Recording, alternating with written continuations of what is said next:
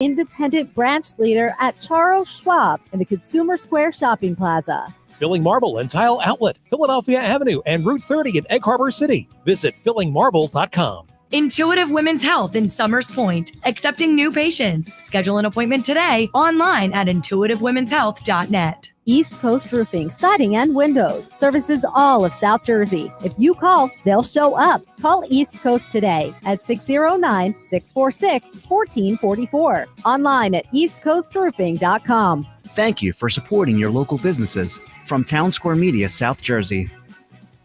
South Jersey's home of the Sports Bash with Mike Gill. Well, something to think about, for sure. WENJ HD Millville, Atlantic City. A Town Square media station serving all of South Jersey. This is 97.3 ESPN.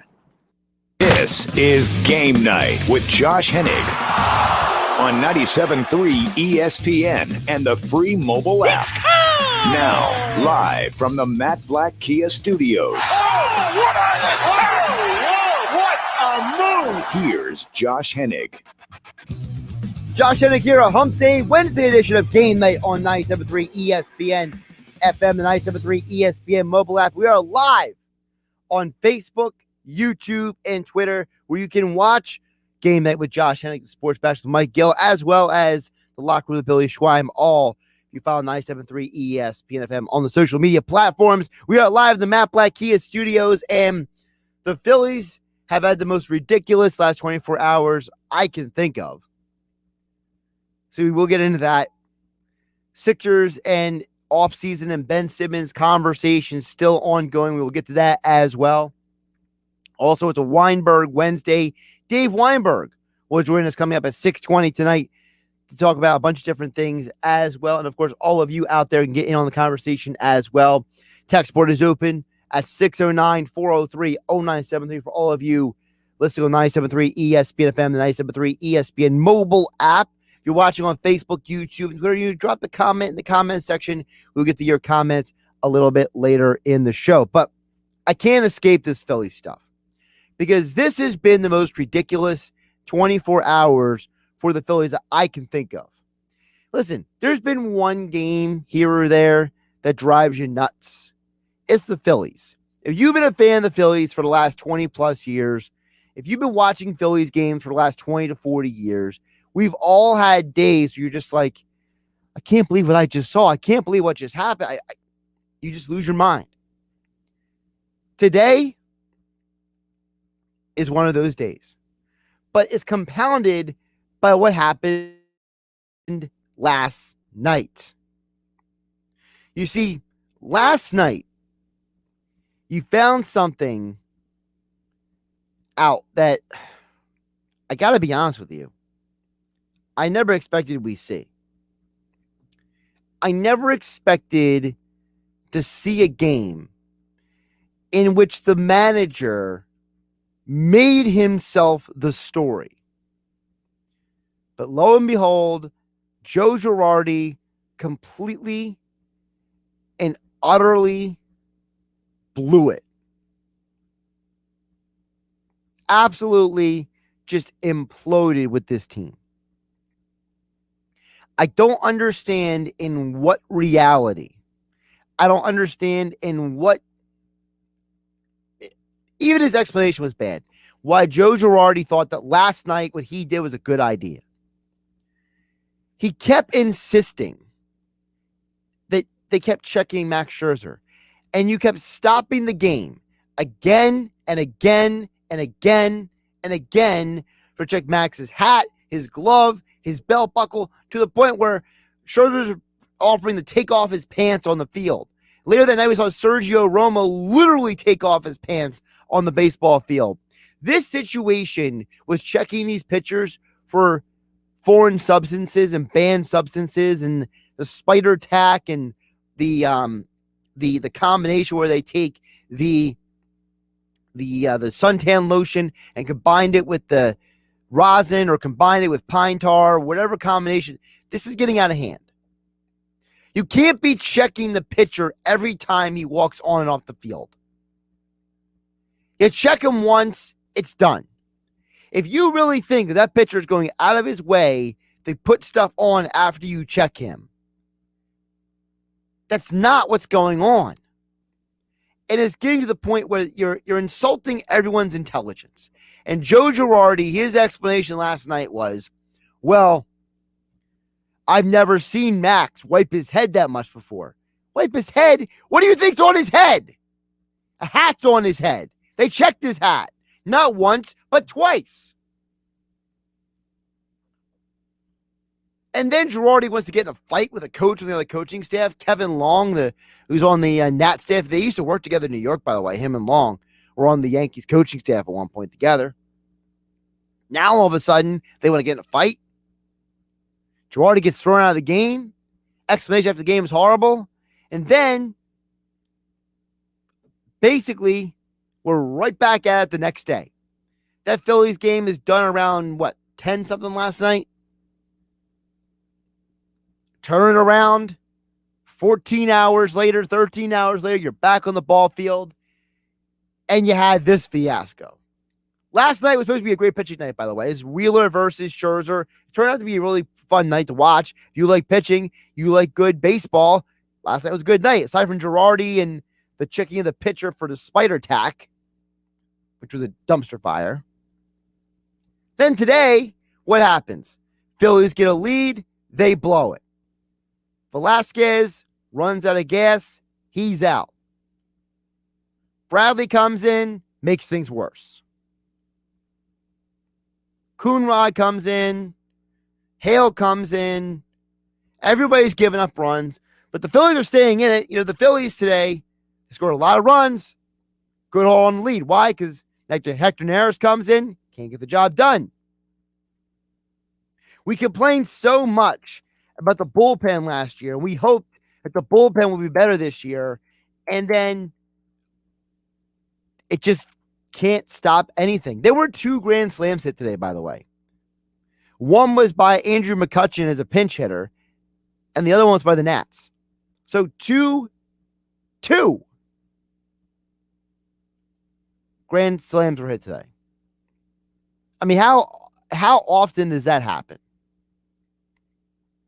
The other grand slam was hit by Jordan Bell. Luke Williams comes in for a pinch hit, knocks in a run. Alec Boehm had a solid. Even Vince Velasquez singled left and he scored a run. Jankowski had that blast in the second inning. It was a wild game. But you bring in your so-called closer. He can't lock it down. And now we're left sitting here feeling hollow all over again. So between Girardi's fiasco with Scherzer last night and just the roller coaster ride to the loss today, this is what you got to live with the rest of the summer. Sixers season is over. Flyers have been done for a while. And you got to sit back and watch Hector Neris blow another save. Because we all wanted to see that today. It's getting to the point with the Phillies where I'm starting to wonder if this team deserves to even try to make a run at the playoffs. Hector Neris has 5 blown saves this year. That's the most blown saves he has had in a year since 2019 when he had 6. The difference is that the year that he had 6 blown saves, he had a 2.9 ERA. This year, he's just under 3.6. He's at 3.55, it looks like, after today's game. You need a closer. You need more bullpen depth. And you need your manager to stay out of the way. I'm not saying Girardi's a bad manager, but Girardi needs to grow up. Take a little accountability. I mean, he said some weird things this year. Like, at one point, he was saying he didn't want to give the media too much information because they might use him against him or something like that. Like, he's just said weird stuff this year. Like, his rationalization for not always being upfront about injuries, his rationalization for last night, his rationalization for changing the lineup, it's just like, it's getting to the point where it's like, what are we doing here, folks? I don't know what we're doing here. I'm so confused. But you know what? This is par for the territory, because if you've been a Phillies fan, it's been 30 years of this garbage. Doesn't matter who's the manager. Girardi, Kapler, Sandberg, Makinen. The only error that you really didn't have too much of this was Charlie Manuel, but even he made some weird decisions as the manager if you go back and relive some of those games. Don't forget about Larry Boa. Don't forget about Terry Francona. Don't forget about Jim Fregosi. Phillies have had a lot of dudes walk through that manager's role. And they all seem to make these weird decisions. Now, are they making weird decisions because they are just not maybe great managers, or is it because the talent that they have is not satisfactory? Might be a little bit of both. I tend to think that this Phillies roster, though, it's just not cut out. Just like the Sixers deserve to lose Game 7 because of the way they played, the Phillies deserve to lose this game today because of how poorly their pitching executed. Josh Hennig here on Game Night on 97.3 ESPN. Text board is open, 609-403-0973. Is the text board again on the conversation. We are live on Facebook, YouTube, and Twitter as well. You can comment on the stream there. I mentioned the Sixers because I'm watching the Suns and the Clippers game last night. And all I can think of while I'm watching the game is, there's Dario Saric. Dario Saric got to a conference championship before Joel Embiid and Ben Simmons. How about them apples? DeAndre Ayton playing like a beast last night. They didn't have Chris Paul at all. Again. And Devin Booker, he's playing through a busted up face. He got stitches on his nose, and they put a Band-Aid over, and he ran back out there like a hockey player, basically. Cameron Payne, who's making barely above the veteran minimum. He's out there balling out, almost had 30 points last night. And I'm thinking, the Sixers could have used some of these guys. I wouldn't mind seeing Cameron Payne on the Sixers. What if Dario Saric was back here instead of Mike Scott?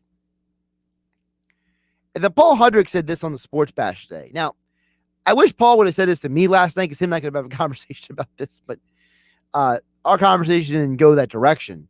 But Mike Gill and him were talking about today about the Sixers, and Paul Hudrick mentioned this, and it made me stand up and think about this, because this might be a bigger reason why the Sixers are not in the Eastern Conference Finals than people realize. PJ Tucker looks pretty darn good in a Milwaukee Bucks uniform, and he's helped them get to the Eastern Conference Finals. I think they could use more guys like that, for lack of a better term, dogs, like guys who are just straight dogs who want to compete, who want to fight, who want to push. Danny Green is a guy who is like that, and like to me, and that's not. I'm not saying this to like down, like to say be disrespectful to any players that are on the Sixers. But how many guys are there, or even like a guy like, it didn't work out last night for them, but Patrick Beverley, man, he gave that team every ounce of energy he had, and for the most part, held Devin Booker in check for most of the night. The Sixers, I just don't have enough guys like that. I think it's an excellent point by Paul today. At some point, the Sixers need more. You want to call them dogs, you want to call them tough guys, you want to call them grinders, whatever the verbiage you want to use. I think the problem was the Sixers had one of those guys, and as soon as he got injured, the team was in trouble. That was Danny Green. And Mike Scott was supposed to be that guy, but he's totally lost his mojo. He's totally lost, what he was able to do effectively previously.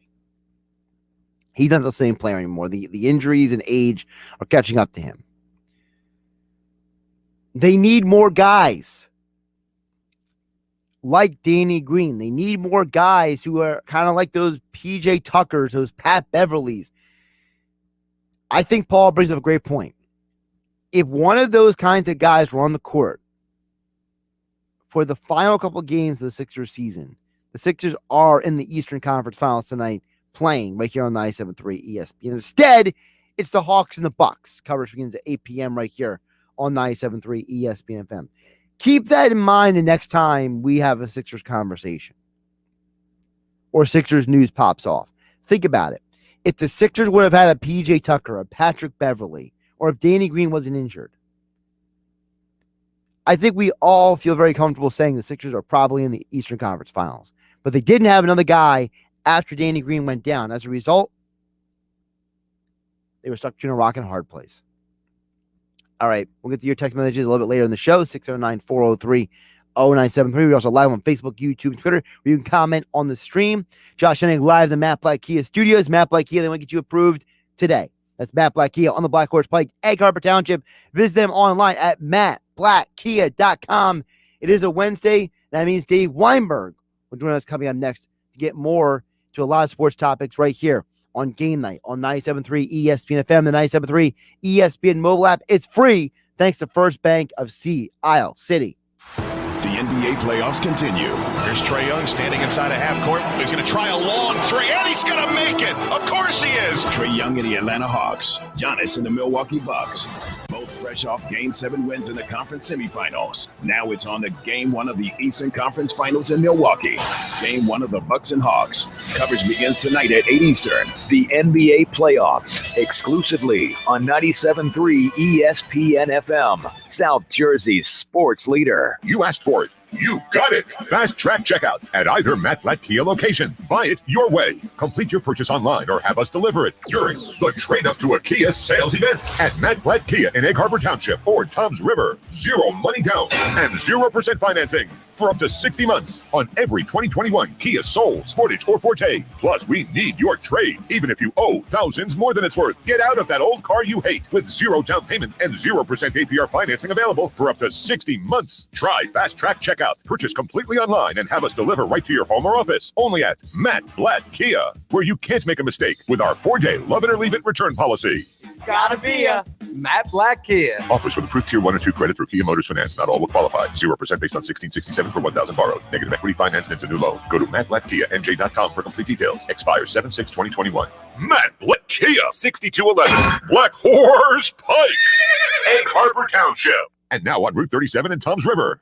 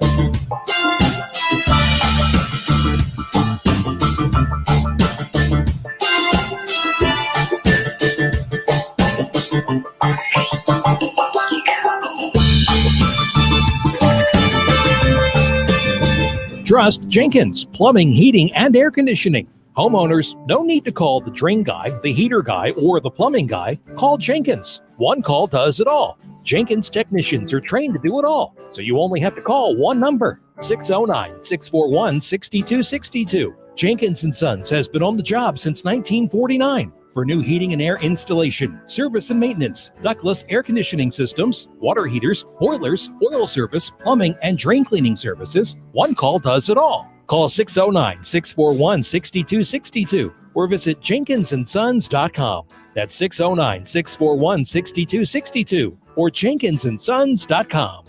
Jenkins Plumbing and Heating. We're always here for you. Jenkins Plumbing and Heating. We're always here for you. Jenkins Plumbing and Heating. We're always here for you. You're listening to Game Night with Josh Hennig on 97.3 ESPN and the free mobile app.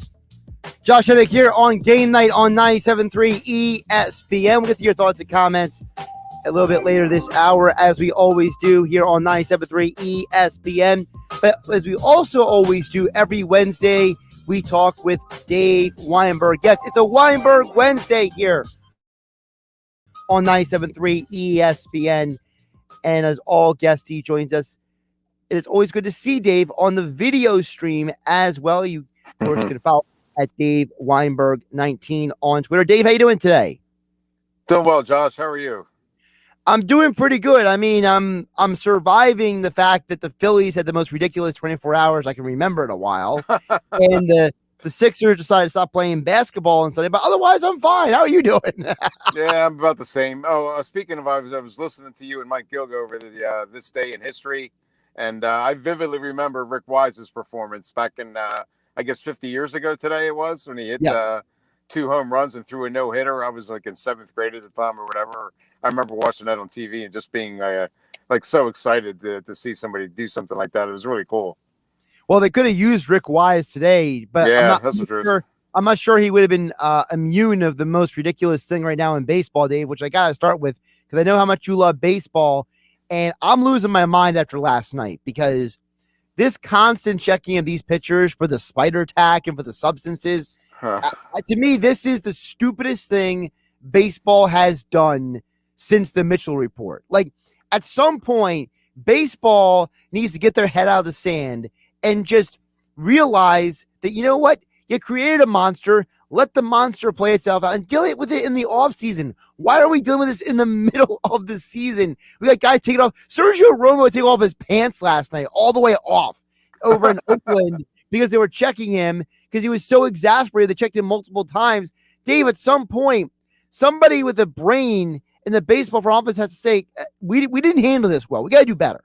Absolutely right. They've taken it to a level that's just borders on ludicrous. For Joe Girardi to try and fight Max Scherzer, are you kidding me? I mean, he's like one of the classiest guys in the entire league. And, if you want to check him once, okay, I think it's stupid. But, Max Scherzer's been beating people for 10 years now. I mean, now all of a sudden you think he's cheating? That's just stupid. The whole thing is just stupid.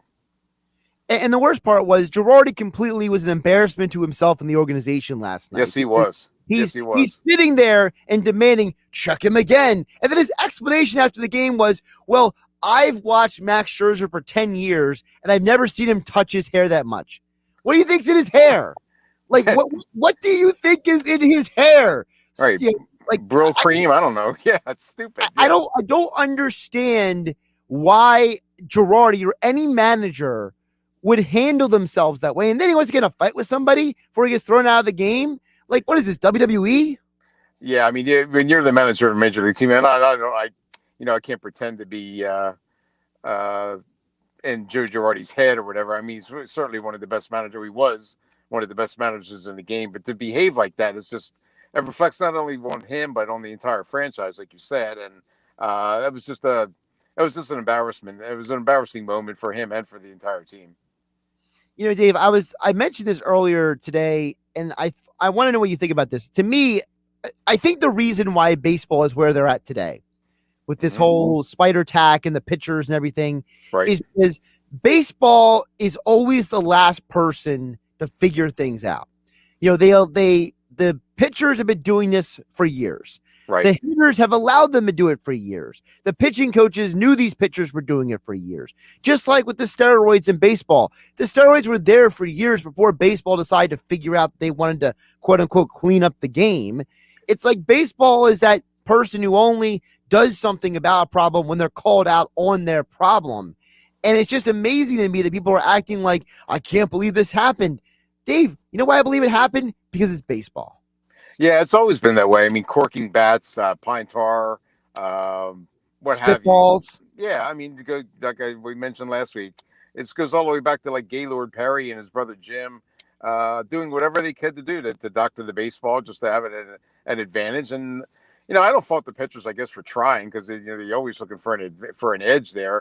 And baseball is such an offensive-minded game now, and everybody's trying to jack up the baseballs. You have that juicing with baseballs and stuff, and pitchers have to try and get even somehow to try to not give up 5 home runs in the game or whatever. But yeah, it's just this. I don't know why they're doing this now. Wait till, like you said, wait till the end of the season and try to address it then. Don't be ruining games now for this. It's a circus. Now we deal with the whole year. It's going to be guys being checked, and the dumbest part is, Dave, and this is the part I don't like. And I know people don't agree with me on this. You might not agree with me either. To me, the worst part about this is the punishment. So if you're a pitcher, you get punished for 10 days, but it's 10 days with pay, but the team can't replace you on the roster for those 10 days.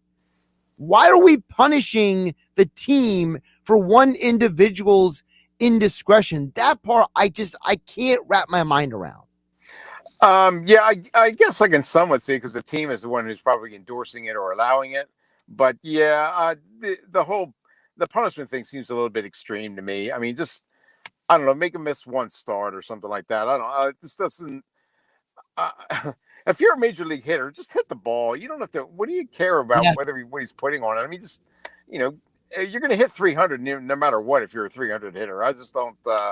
You think Ted Williams bitched and moaned because I don't know, some clown from the 1940s, put spit on the ball. I mean, he hit the ball 400 feet. He doesn't care, and that's the way it should be. I just play the game for God's sakes. Yeah, I mean, that's the other thing. Like today, the Phillies lost 13-12. I don't think that spider tack or no spider tack affected the game today. You lost the game because your bullpen stinks. Maybe Girardi should be more concerned about why he's bringing David Hale into the game. Yeah, maybe just put some spider tack in the bullpen for goodness sakes. Something. I mean, it's just I don't understand why baseball is this ridiculous. And like you said, if you're a good hitter, you're going to hit no matter what. Like, look at all the years there were guys throwing knuckleballs. We don't even see knuckleballs anymore. But like the knuckleball is the most ridiculous thing in the world. Like, listen, I was a below average hitter in high school, so I'll tell you, I couldn't hit a lick. But I'd be scared that I whipped more of a knuckleball than a 99-mile-an-hour fastball because I'd be trying to figure out what direction that thing's going in. At least the fastball is going to be going somewhere around the plate. Like these hitters have been hitting knuckleballs for goodness sake, but you're worried about spider tack and revolutions on the baseball. Like my favorite stat, Dave, is so supposedly Garrett Cole was using the spider tack was the thing for the Yankees. His revolutions per second on his pitch have gone down almost 100. Who the heck keeps track of that stuff? And he's pitching better without the sticky stuff than he was before. So at what point is all of this just ridiculous? It is to me. Yeah, I know. Just I hate to keep going back to it, but really revolutions on the baseball. Who the heck measures that? I mean, I just try to hit the curveball instead of complaining about the stuff that's on the baseball, for goodness sakes. Dave Weinberg joining us here on Game Night here on 97.3 ESPN at Dave Weinberg 19 on Twitter. Check out his extra point columns over at 97.3ESPN.com. Now, I want to ask you, Dave, are you a home run derby guy? Do you like the home run derby? Yes, I do. Okay. I'm actually a big fan of it. I just think it lends an entertaining aspect to the game. You know what I really got hooked on it? It sounds kind of stupid now, but when Josh Hamilton was in it and he brought his high school coach to pitch to him, I was in tears. I was so enthralled at the relationship, the way the way they performed in a national spotlight. I mean, I'm pretty sure he won the Derby that year. I don't know, but yeah, I'm a big fan of it. It kind of gives like a human side to the guys. You know, they'll bring in like college buddies to pitch or their fathers or what have you. I think it's really cool personally. Yeah. See, I'm glad you said that because we can still be friends. So, listen, I like the home run derby. I think it's one of the few times that baseball understands about what it means to have fun in sports. And I'm loving the fact that it looks like it's going to be the defending champ, Pete Alonso. Shohei Ohtani's going to be in it. Vlad Guerrero Jr. is going to be in it this year. And it's at Coors Field. So they're flying out of there. Yeah, I'm very excited for the home run derby because I feel like finally would have just baseball purity. Not have to worry about all the other garbage. You know, and that's what I love about the home run derby. To me, it's just fun. Like I remember when Griffey was in Philadelphia and we won the home run derby, and Mark McGuire's playing for the A's, and they're just knocking the balls. Barry Bonds took the juice at Veterans Stadium. You know, and I still remember that to this day because it was just the purity of just watching great hitters do their thing. And now it's going to be Vlad Jr. and Ohtani and Pete Alonso. And I'm just like, please sign me up. I can't wait. I don't understand. Like some of the game's best power hitters, they kind of beg you out of it. They're afraid that it's going to mess up their swing. I don't understand. I mean, you're having fun. I don't think it's going to affect you going forward. You're going to get right back to swinging the bat the way you always do when once the season resumes and a couple of hours in the cage and you're going to get your swing back. I'm a big fan. I really look forward to that. I really do.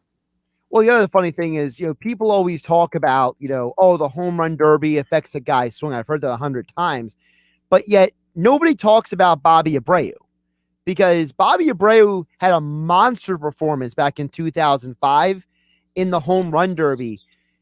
Dave, Bobby Abreu, who, wasn't exactly the greatest player of all time. I think we all can agree on that. He wasn't like some legend of all time, but right. He was a solid player. So for him to win the home run derby was kind of a big deal, right?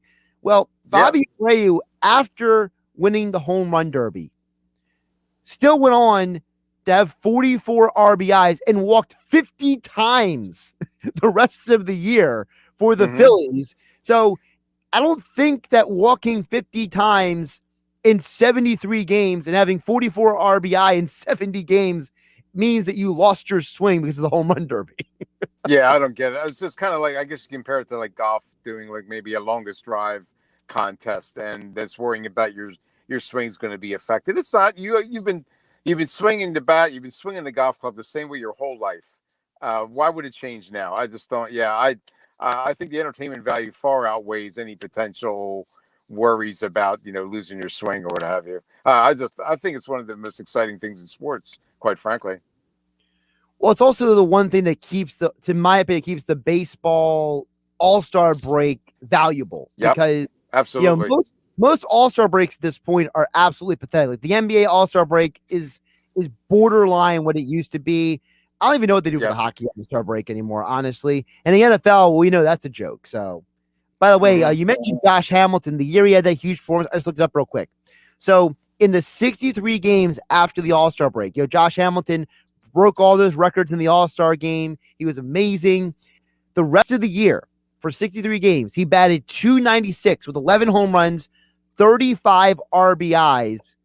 And by the way, those 63 games, his on-base percentage was almost 380. So not bad for a guy who's in a home run derby. Yep. No, I mean, it's the rest of his career didn't turn out too good, but I mean, there was a time where I was, I was just riveted by the way I just thought no one had a better swing than him. When he walked up to the plate, you were just almost I'm not talking about the All-Star game. I'm just talking about a regular game. I would just like, if it was on TV, I would stop what I was doing just to see him hit because you just knew something special was going to happen every time he went to the plate. It was a real shame, that he could never overcome those personal demons. But there was a time there where he was the most exciting player in the game, in my view, anyway.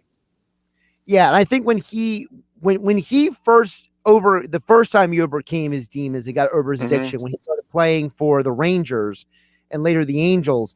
A lot of people viewed him as almost like was he with the Reds first or no? He had that 1 year with the Reds first, Rangers. Well, he was drafted by the Rays. Then he went into drug rehab. He rehabilitated himself in the Red system. Then he went from the Reds to the Rangers, won the league MVP, signed that huge contract. Backtracked. Life went sideways, went back to the Rangers, got his life back on track. So, gotcha. But the reason I bring it up is because I remember him. He was the guy that people always said was like the real life version of the natural. Like he was like the one guy who was nobody had more natural ability. Yep, that's true. Yeah, like he was like the living embodiment of Robert Redford's character, which I always thought was a cool comparison. Yep, that's a good point. Yeah, yep. He didn't get shot, but yeah. Well, thank goodness. I don't want that to happen to the guy. Right. Dave Weinberg joining me here on Game Night on 97.3 ESPN. Also, extra point columns over at 97.3 ESPN.com, where Dave, you wrote about boxing is finally returning to Atlantic City. And based on what I read in your article on 97.3 ESPN.com, Dave, it's not a one-off, is it? No, this Manera, who's a promoter based out of Philadelphia with hard-hitting promotions, he's agreed with Showboat to a 12 fight series, basically a 12-card series that starts on July 31st, and I think the next one was like in August. But yeah, Showboat has made a real commitment to boxing and combative sports in general. They're having Ring of Combat there next month. Several other events as well. So yeah, Bart Blatstein, who's the owner of Tower Investments, who owns the Showboat, turns out he's a big boxing fan, and he's been working really for years to bring the sport to the forefront again. And looks like it's finally gonna be that way. I mean, they're not gonna have championship fights there, at least not for the time being, but there's always that possibility. There's plans underway to have like a 10,000 seat arena built next in that vacant lot next to Showboat that they're hoping to have fights there. Yeah, it's longer to do. I've been pining to have boxing back in town. It's finally here. Well, it's got to start somewhere, right, Dave? I mean, you and I talk about the fact that, if you show that people will come to these events, and the events will be more interested in being here. And in a state where, let's be realistic, it was kind of a mess, getting everything's opened back up. And, a lot of people were frustrated with the rules and with the regulations and with all the layers that went into everything. Now's the time to say, hey, we can do this. We can show you we're open for business. And to me, things like this at the Showboat are an example of that, to say, hey, we are open. We're here. You can come back here. Right. And that's the case throughout Atlantic City. I mean, Hard Rock's starting to have concerts again. Ocean and PFL, as you know, they have some concerts planned. People seem to forget about Atlantic City for the longest time. And I couldn't really blame them, but yeah, they're back and open for business, like you said. And I'm really hoping that people start to embrace the town and the different events again, like they did before the pandemic. The other thing is that to see these events come back, because events to the PFL, they weren't open to fans. It's a different animal altogether. But to have an event where people can purchase tickets, you can talk about people coming in, going to see the event, going to the boardwalk, staying at the hotel. This is what the city was built on. The city was built on, in the last 40 plus years, of events, destination resort, and you can't have a destination resort if people can't have something to come and see. And this is, to me, a very big first step in that direction. Yeah, absolutely. I agree with you.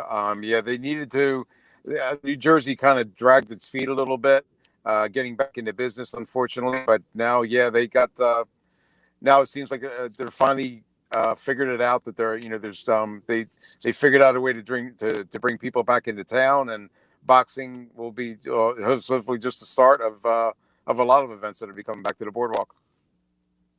Weinberg Wednesday, Dave Weinberg joining us here on Game Night on 97.3 ESPN at Dave Weinberg 19. Speaking of your Twitter, I want to mention you retweeted a picture earlier today of someone they ran into, Jason and Travis Kelsey in Sea Isle.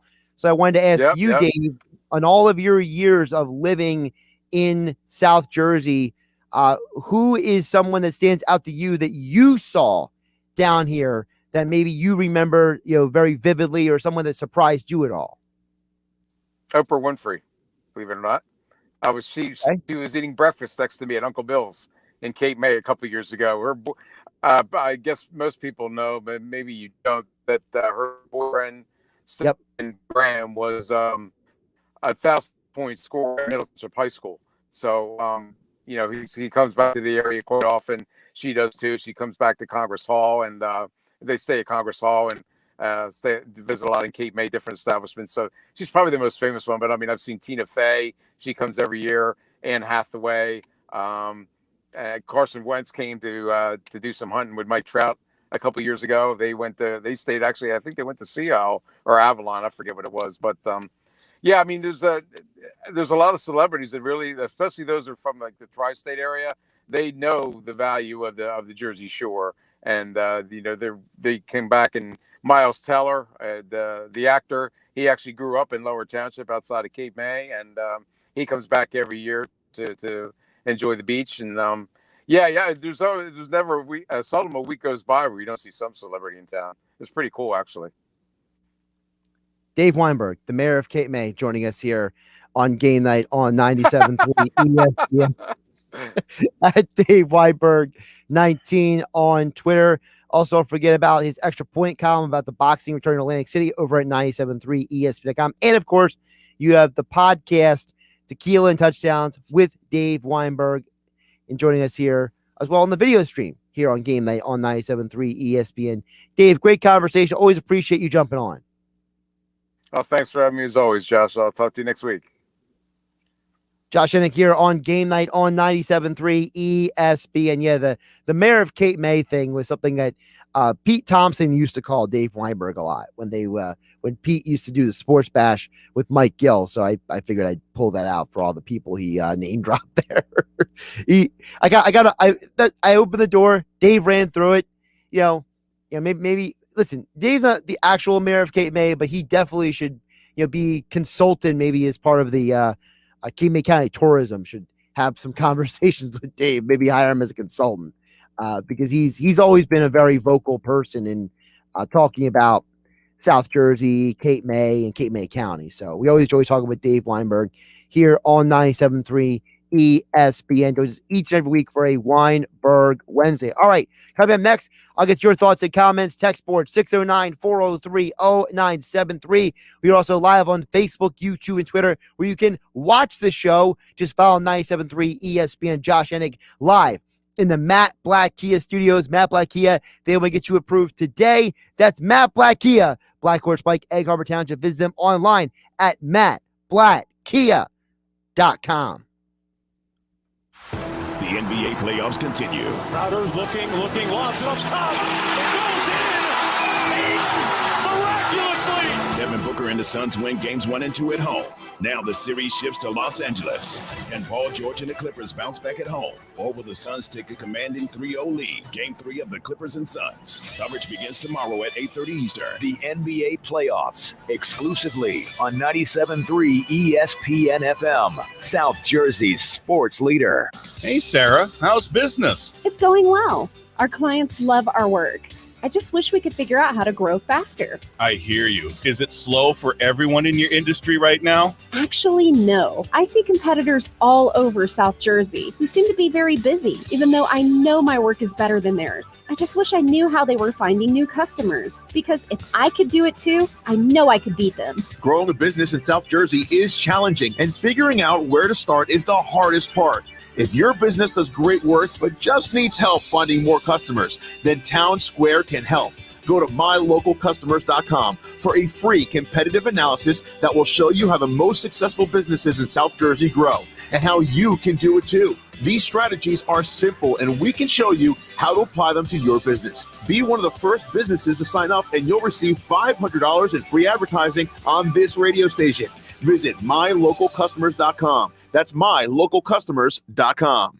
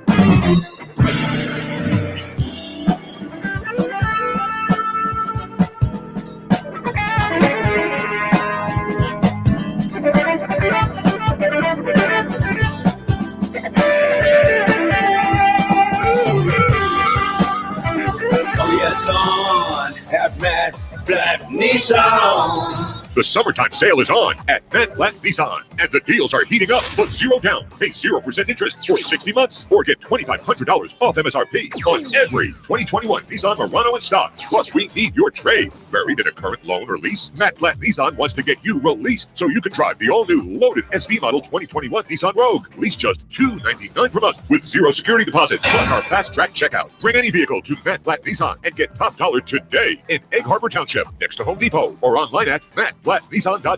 It's on at Matt Blatt Nissan. Negative equity will be refinanced into new vehicle. Rate qualifications exist. Not all will qualify. 0% APR financing based on 1667 per thousand borrowed. Offers can be combined. 36 months, 10,000 mile per year lease. Lease selling price $28,590. Call 877-289-6670 or go to mattblattnissan.com for complete details. Offer ends 7/5/21. It's on at Matt Blatt Nissan on the Black Horse Pike, Egg Harbor Township.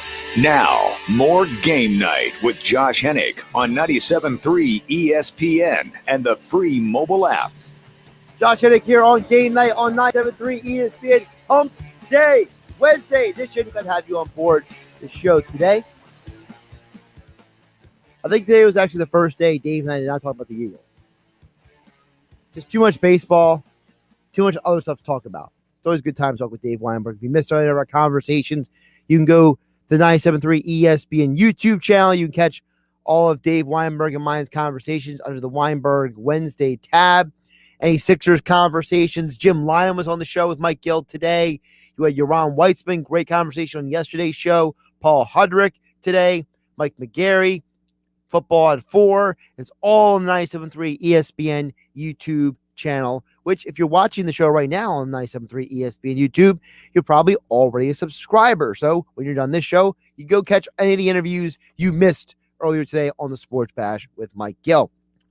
Of course, me here on Game Night being brought to my friends over at FanDuel Sportsbook. Listen up, basketball fans. If you've been watching the basketball playoffs from the sidelines, now it's a perfect time to get on all the action with FanDuel Sportsbook because the conference finals are here.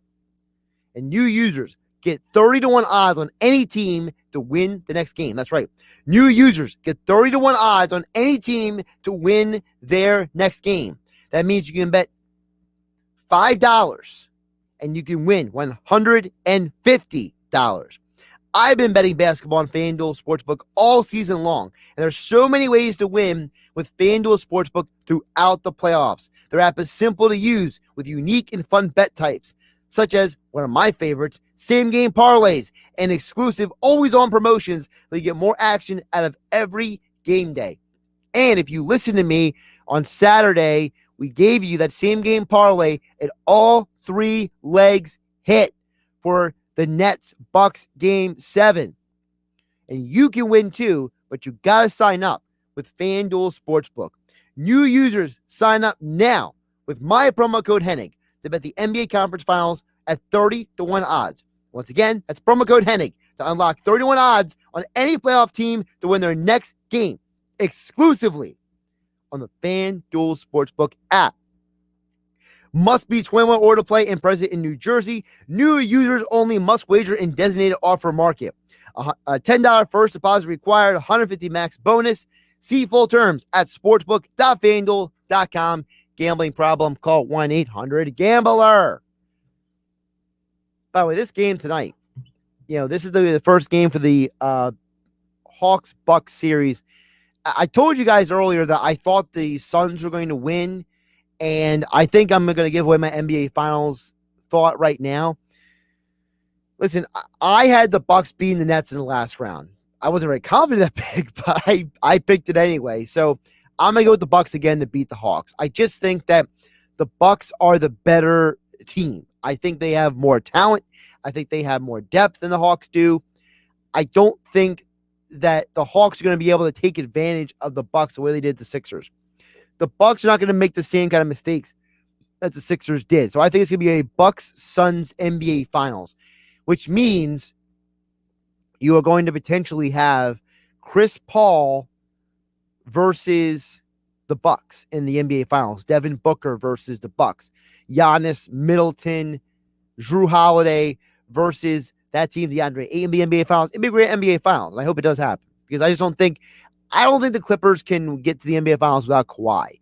Kawhi has missed so much time already. I'm starting to wonder if he'll ever come back these playoffs. And the Suns have won 2 straight games without Chris Paul.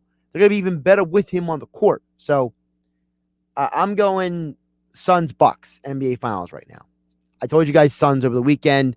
I'm sticking with it. I'm not moving off of that pick, and I'm going Bucks over the Hawks. There you go. Text board is open, 609-403-0973. Dan EHT says, the question I have now after the Phillies' ridiculous last 24 hours is, who is the worst team in Philly? Wow. That's a loaded question because it depends on how you are. I'm going to interpret this as who's the worst team right now, like at this very second. And I'm going to say it's the Phillies. All right. And the Phillies still can make the playoffs. So it's not totally unforeseen. But when you look at this team and the way the bullpen performed today, lack of performance, and the fact that I don't know, it's a very tough call between the Phillies and the Flyers for me right now, because I felt the Flyers were incredibly disappointing this year. I was very frustrated with the Flyers this year. So it's either the Phillies or the Flyers. Right now, the Phillies are 4.5 games out of first place. And the Mets are basically an injury or two away from imploding. Like, if DeGrom goes down, they got no chance. And he's been nicked up and banged up multiple times this year. The Nationals, I don't really have faith in them. I mean, come on. They're the Nats. The Nats were lucky to win this game today, okay? And the Braves, they have a losing record. The only team with a winning record right now in the division is the Mets. So, as far as I'm concerned, the Phillies can still win the division if they make a couple moves. Are they going to make those moves? I don't know. That's the problem. So, it's either the Phillies or the Flyers for me are the worst team in the city right now. And I guess the Sixers are the best team, which makes the Eagles the second best team. Philly sports is a mess right now. But I love talking about it. I love talking about it with you guys out there. Catch you tomorrow right here on 97.3 ESPN. Health Update with Robin Stoloff. Learn more, live better. Want to improve your brain function? Do a cardio workout. One study found that after one treadmill session, exercisers learn new words 20% faster. Why? Because getting your heart pumping delivers more oxygen to your brain, and that stimulates new growth in the areas that control multitasking, memory, and planning. Another way exercise can transform your life, you'll be happier at work. According to the University of Bristol, on days when workers participated in an on-site fitness session, they reported thinking more clearly, getting more done, and having better relationships with their coworkers. So there you go. In addition to being healthier, exercise can make us happier and even smarter. I'm Robin Stoloff for Health Update. Health Update with Robin Stoloff, empowering you to live a healthier life.